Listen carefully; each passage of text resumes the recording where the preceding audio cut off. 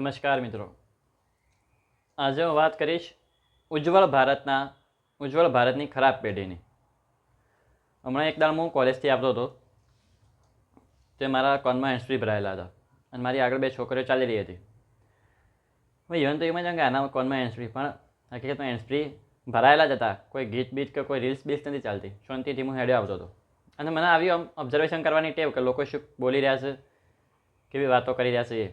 આમાં હું ના કરાય જો કે, પણ તોય એવું ગણો, સુટેવ ગણતો હોય ને કુટેવ ગણતો હોય.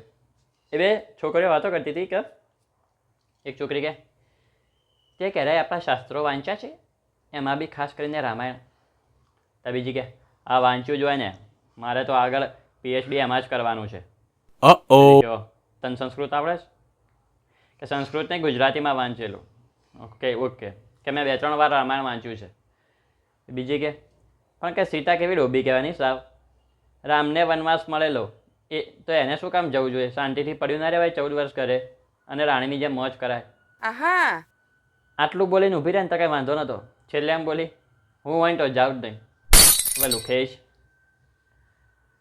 તું ક્યાં જનકની દીકરી છો અને તારું થોડું સ્વયંવરે થાય, તારું તો ધ્યાન રાખવાનું હોય. પછી કે હું હોય તો જાઉં પણ નહીં. હવે ઘર ભેગું થા. એટલે જ ભાઈ શરૂઆતમાં શબ્દ વાપર્યો હતો કે ઉજ્જવળ ભારતની ખરાબ પેઢી.